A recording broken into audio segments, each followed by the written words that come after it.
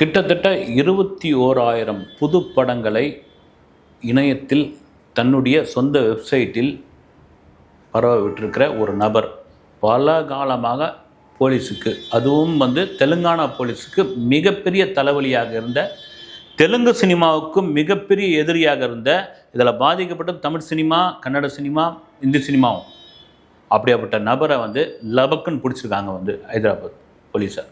அதுவும் எவ்வளோ படம் வரும், 21,000 படங்கள் இணையத்தில் சர்வ சாதாரணமாக விட்டுருக்காரு அந்த நபர்.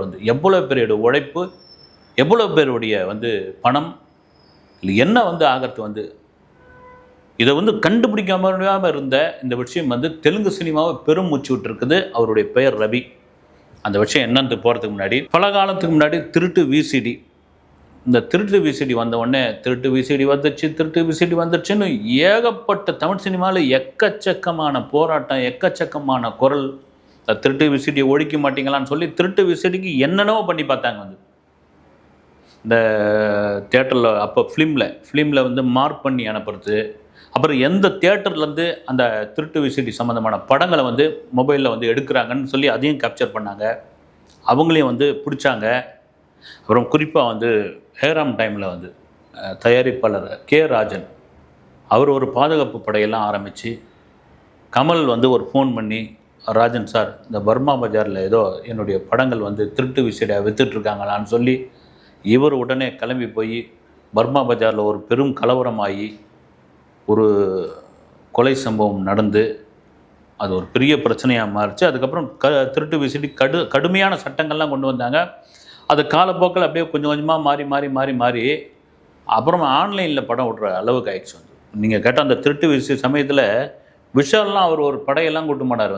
திடீர்னு விழுப்புரத்துக்குள்ளே நுழைஞ்சு சிடி கடை உள்ள நுழைஞ்சு எல்லாத்தையும் எடுங்கன்னு சொல்லி டக்குன்னு பிடிப்பார். பிடிச்சவொடனே பார்த்தீங்களா உங்களுக்கு என்னங்க நினச்சிக்கிட்டு இருக்கீங்க, யாருங்க நீங்கன்னு உடனே போலீஸுக்கு ஃபோன் பண்ணார். திடீர்னு சேலத்து உள்ள நுழைவார், அங்கே ஒரு கடைக்குள்ளே இது பண்ணுவார். அப்படி ஒரு ஹீரோஸ் அவர் காட்டியிருந்தார். அப்போவும் அது ஒழிக்க முடியல. காலப்போக்கில் அப்படியே அது மறைஞ்சு போய் அது வேறொரு வடிவமாக வந்தது, இந்த தமிழ் ராக்கர்ஸ் அப்படின்னு. யார் அந்த தமிழ் ராக்கர்ஸ்ன்னு இந்த மீகாமன் படத்தில் அந்த வில்லன் யாருன்னு கேட்டுக்கிட்டே பாருங்களே. அது மாதிரி யார் இது அந்த சர்வரை கண்டுபிடிக்கவே முடியல. எங்கே இருக்குது ஏது இருக்குதுன்னு தெரியல. படம் ரிலீஸ் ஆகி அடுத்த 3வது மணி நேரம் முதல்ல, அதுக்கப்புறம் பார்த்தீங்கன்னா 2 மணி நேரம், அதுக்கப்புறம் அரை மணி நேரம். படம் ரிலீஸ் பண்ணுறவங்க பூரா அவங்க ரிலீஸ் ஆகிற தேட்டரை பற்றி கவனிக்க மாட்டாங்க. இந்த தமிழ் ராக்கர்ஸ் வெப்சைட்டை வச்சு பார்த்துக்கிட்டே இருப்பாங்க. ஐயோ வந்துடுச்சா வயிற்றுல. உண்மையிலே ஏங்க அந்த படம் தோல்வி அடையுதோ வெற்றி அடையுதோ அதை தாண்டி 1000 பேருக்கு வாழ்வு கொடுக்குதுங்க. ஒரு படம் 1000 பேருக்கு சோறு போடுது, 1000 பேருக்கு வேலை கொடுக்குது. பெரிய ஹிட்டான எல்லாருக்கும் லாபம் தான். இப்போ அந்த திரைப்படத்தை நம்பி திரையரங்கில் இருக்கிற எத்தனை பேர் இன்றைக்கி தன்னுடைய வாழ்க்கையை இது பண்ணிகிட்டு இருக்காங்க. ஒரு திரைப்படம் ஓடினா தான் திரையரங்கம் நடத்த முடியும். இப்படியாப்பட்ட சூழ்நிலையில் இன்றைக்கி திரையுலகம் மாட்டிக்கிட்டு முடிச்சுக்கிட்டு இருக்குது இந்த பிரச்சனையில். அப்புறம் ஒரு வழியாக அந்த தமிழ் ராக்கர்ஸை ஒழிச்சு ஆனாலும் இந்த பைரசி இருந்துக்கிட்டே இருக்குது, ஏதாவது வகையில் இருந்துக்கிட்டே இருக்குது. ஆனால் முன்ன மாதிரி இல்லை சாமி அப்படின்னு பெருமூச்சை விட்ட சமயத்தில் ஒரே ஒரு நபர் தொடர்ச்சியாக படங்கள் பூரா ரிலீஸ் ஆகிறது பூரா டக்குன்னு போட்டிருந்தோடனே அதுக்கு நீதிமன்றத்திலே ஒரு அறிக்கையெல்லாம் கூட விடுவாங்க ரிலீஸ் ஆகிறதுக்கு முன்னாடி. இதை இணையத்தில் நீங்கள் தவறான முறையில் பதிவிறக்கம் பண்ணாலோ அல்லது பார்த்தாலோ சட்டப்படி குற்றம் அப்படின்னு. ஏன்னா இன்றைக்கி தியேட்டருக்கு வர்றதுக்கே அவ்வளோ பெரிய கஷ்டமாக இருக்குது. ஆடியன்ஸை கூட்டின்னு வரதுக்கு நல்ல படமாக இருந்தால் மட்டும்தான் வரான். அந்த நல்ல படத்தையும் நல்ல டாக்கில் இருந்தால் மட்டும்தான் வராங்க. அதுவும் குடும்பத்தோடு ஒரு ஃபேமிலி கிளம்பி வரணும் தியேட்டருக்கு அப்படின்னா குறைந்தபட்சம் 3000லேருந்து 5000 வரைக்கும் செலவு பண்ணணும்.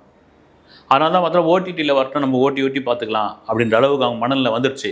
இதெல்லாம் மீறி இப்போ பிரம்மாண்டமான படங்களான பாகுபலி, RRR, KGF, காந்தாரா இந்த மாதிரியான படங்கள்லாம் ஒரு பிரம்மாண்டம் ஒரு தியேட்டரில் தான் அந்த படத்தை பார்த்தா நமக்கான எக்ஸ்பீரியன்ஸ் கிடைக்கும் அப்படின்ற நேரத்தில் அதை இப்போ பார்த்தீங்கன்னா வலைதளத்துலேயும் ஒரு டிவிலையும், அதாவது ஆன்லைன் டிவிலையும் அதை வெளியிட்டால் என்ன ஆகும், யார் சாமி இதை வெளியிடுறாங்க அப்படின்னு பெரும் கொந்தளிப்பு. இதில் பெரும் பாதிப்பு தெலுங்கு சினிமாவுக்கு தான். கடந்த சில மாதங்கள் முன் பார்த்திங்கன்னா சிரஞ்சீவி, நாகார்ஜுனா, இன்னும் சில ராம்கோபால் வர்மா மாதிரியான திரை ஆளுமைகள், தெலுங்கு திரை ஆளுமைகள்லாம் எல்லாம் ஒன்றா சேர்ந்து ஹைதராபாத் போலீஸ் கமிஷனர்கிட்ட ஒரு மனுலாம் கூட கொடுத்தாங்க. சார் இதை தடுக்கவே முடியல, அதை கண்டுபிடிங்கன்னு.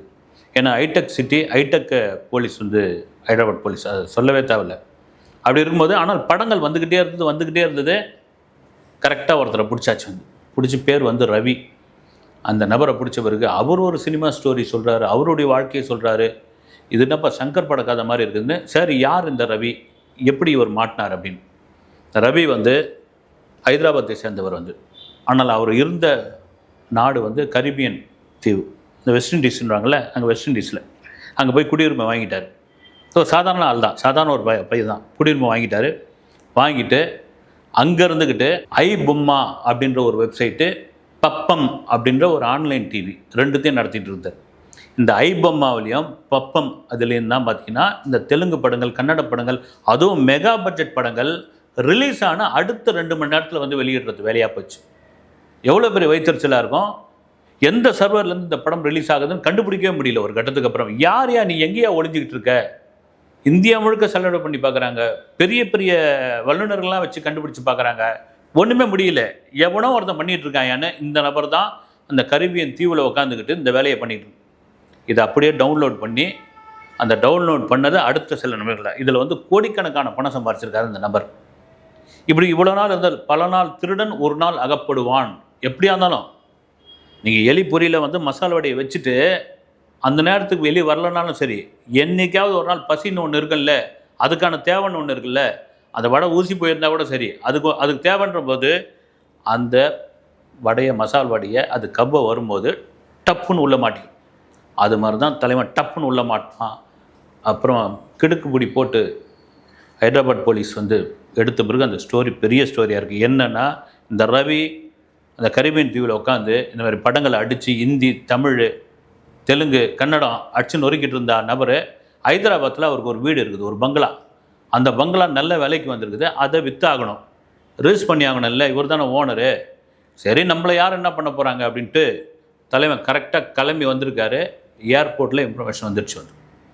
ஒரு சைபர் குற்றவாளியை நீங்கள் தேடிக்கிட்டு இருக்கீங்க, அவர் தான் நினைக்கிறோம் நாங்கள். அவர் வந்து இந்த விசா வாங்கிட்டு ஹைதராபாத்துக்கு வந்துக்கிட்டு இருக்காரு, நீங்கள் போய் கோழி அமுக்கிற மாதிரி அமுக்குங்க அப்படின்னு கரெக்டாக வந்த உடனே அங்கே வந்து ஏர்போர்ட்டில் வச்சு ஒரே அமுக்கி கொண்டு போய் கிடுக்குப்பிடி போட்டவருக்கு தான் அவர் ஒரு விஷயத்தை சொல்கிறார். ஏண்டா உனக்கு மனசாட்சி இருக்குதா? ஏன் அவன் பாகுபலி, RRR, இப்போ பாருங்கள், வாரணாசி படங்கள்லாம் 800 கோடி அதனுடைய பட்ஜெட் வந்து. இப்படி அவன் உயிரை கொடுத்து எடுத்துக்கிட்டு இருக்கான். தெலுங்கு சினிமா வந்து பேன் இண்டியா சினிமாவை கொண்டு போயிட்டு இருக்காங்க. ஏன் தென்னிந்திய சினிமா வந்து வேறு லெவலில் கொண்டு போயிட்டு இருக்காங்க.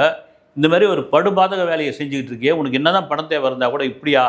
இல்லை, நான் பணத்துக்காக இதை செய்யலை, என்னுடைய சுயமரியாதையை வந்து சீண்டி விட்டாங்க, என்னுடைய தன்மானத்தை வந்து நோண்டி விட்டாங்க, அதனால தான் நான் பண்ணேன்ட்டு அவன் ஒரு சினிமா கதையை ஒன்று சொல்லியிருக்கிறான். என்ன சினிமா கதை அப்படின்னா, இந்த ரவின்னு கல்யாணம் நடந்திருக்குது. இவன் ஒரு சாஃப்ட்வேர் இன்ஜினியர், பொண்டாட்டி, மாமியார் எல்லாம் இருந்திருக்காங்க.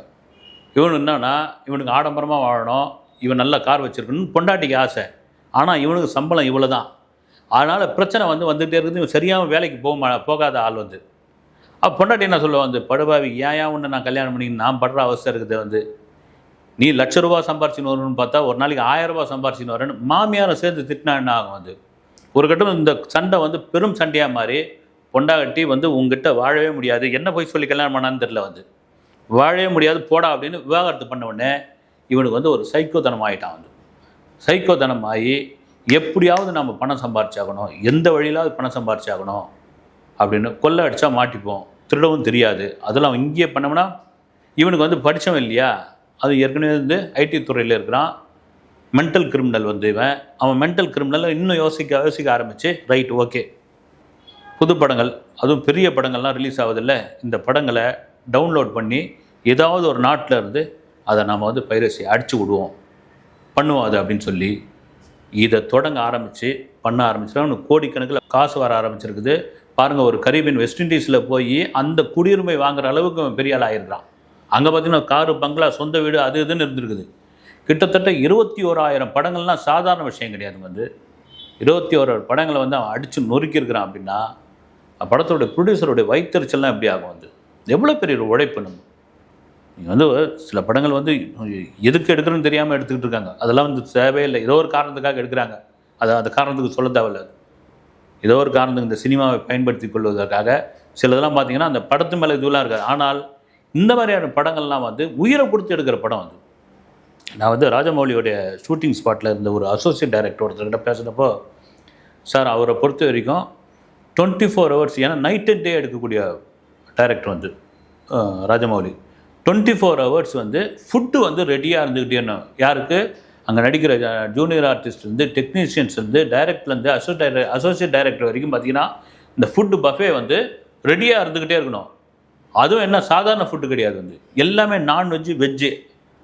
இன்றைக்கி என்ன கேட்டாலும் சரி, அவ்வளோ தூரம் இருக்கணும். ஏன்னா காரணம் என்னென்னா, அப்படி உழைக்கிறான், இவ்வளோ செலவு பண்ணுறோம், அவனுக்கு சாப்பாடு நல்லா போட்டால் தானேங்க அவன் பண்ணுவாங்க. வந்து நீங்கள் பழைய இன்டர்வியூ கூட சொல்லியிருக்கலாம், கேஎஸ் ரவிக்குமார் வந்து ஒரு இன்டர்வியூவில் சொல்லியிருப்பார், ஒரு லைட்மேன் அவ்வளோ பேர் லைட்டை தூக்கிட்டு போயிட்டு இருப்பாப்புல, அவருக்கு அந்த நான்வெஜ் ஏதோ ஒரு மட்டன் வந்து எக்ஸ்ட்ரா 2 பீஸ் வைக்கணுன்னு கொடுக்க முடியாதுப்படா அப்படின்னு திட்டினப்போ போய், ஏய் நீ அந்த லைட்டை தூக்குடா அப்படின்னு சொன்ன ஆளுக்கிட்ட தூக்குடா அப்படின்னு இவர் சண்டை போட்டிருக்காரு.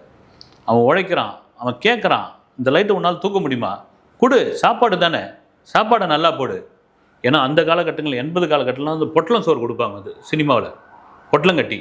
அதை மாற்றின ஒரு புரட்சி கலைஞர் விஜயகாந்த் தாங்க. வந்து வயிறார தலை வாழை இலை போட்டு விஜயகாந்த் என்ன சாப்பாடு சாப்பிட்றாரோ அதுதான் கடைசி ஜூனியர் ஆர்டிஸ்ட் வரைக்கும் சாப்பிட்ணும் அப்படின்னு ஒரு நிலைமையை கொண்டு வந்தது விஜயகாந்த் தான். அதே போல் தான் ராஜமௌலி வந்து தன்னுடைய செட்டில், தன்னுடைய படப்பிடிப்பு தளத்தில் என்னென்ன இருக்கணுமோ நான்வெஜ்ஜில் வந்து ஓடுறது, பறக்கிறது, குதிரத்து, எது ஒன்றாலும் அதே போல் 24 ஹவர்ஸும் இருக்கணும். அவன் சாப்பாடு தான், அவன் வந்தானா வந்து சாப்பாடு அள்ளி சாப்பிட்டு அவன் வேலையை பார்க்கணும். அதுக்கு எவ்வளோ செலவாகும் பாருங்கள். ஆனால் இந்த மாதிரியான பெரிய படங்களாக எடுத்து அடிச்சிருக்கிற இந்த நபர், இவனுக்கு சொல்கிற காரணம் என்னென்னா, பொண்டாட்டி ஓடிட்டா, விவாகரத்து பண்ணிட்டா, அவளை பழி வாங்கிறதுக்காக நான் இந்த மாதிரியான வேலையில் இறங்கினோன்னு சரி நீதிமன்ற காவலில் வச்சு கிடுக்குப்பிடி மறுபடியும் போட்டு அவன் வந்து விசாரணைக்கு இது பண்ணியிருக்காங்க. இதனுடைய பின்னணியில் யார் இருக்காங்க, உண்மையிலே தெலுங்கு சினிமாவை இல்லை தென்னிந்திய சினிமாவை சார்ந்தவர்கள் யாராக இருக்காங்களா? ஏன்னா தனிநபரால் இதை ஒன்றும் பண்ண முடியாது.